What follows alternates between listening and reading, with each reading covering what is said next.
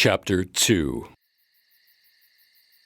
Unable to sleep, Bernardo de Rodrigo sat at his desk with an open book. He was rereading a tumultuous story recounting the tale of a valiant, beautiful, and noble Moor captured by a Christian soldier. The honorable man lets the Moor leave to marry the Muslim woman he loves, provided he return 3 days hence. It never failed to move Bernardo, and he wished there had been a great love in his life, not the woman chosen for him by his father. Bernardo was on his feet in an instant. He picked up the lantern, hurried across the room, and threw open the door.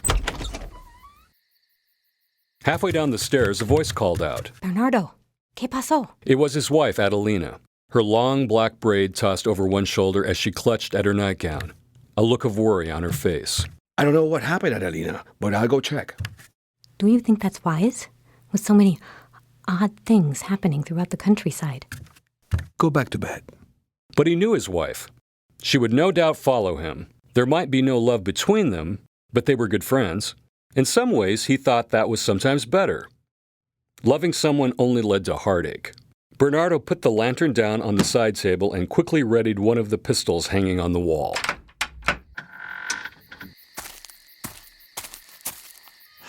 Bernardo stepped outside and gasped at the sight of the naked African woman dragging herself through their courtyard. There was something in her arms. He lifted the lantern and saw the bones through the skin, saw the blood smeared on the ground. Dios mío, is that a child? Bernardo was aware of Adelina crouching beside him to pick up the baby. He stepped forward, covering her. No doubt, if the woman was being chased, someone would want the baby as well. Raising the lantern higher, Bernardo saw the shadow of a man in the distance. Adelina, adentro, ahora. Bernardo watched as Adelina rushed inside, clutching the baby tightly. She handed him to the elder of their twins, Alonso, who had come running down the stairs with his brother Fernando shortly after the second scream. Then she turned back around, closed the door behind her, and stood beside Bernardo just as the man on horse came into view.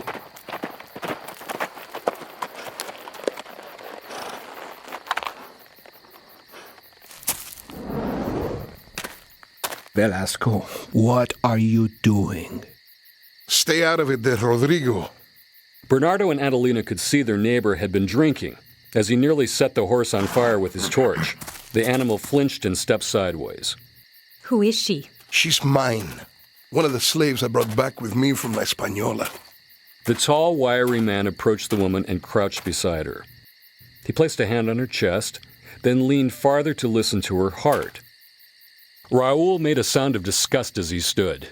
God damn it. She's dead? Lucky shot.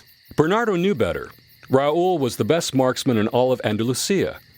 As he had proved repeatedly, drunk or not, with almost every man and sometimes every boy who came to challenge him for his title. Where's the baby? What baby? The baby in her arms, the newborn. Surely she had it with her. You couldn't miss it.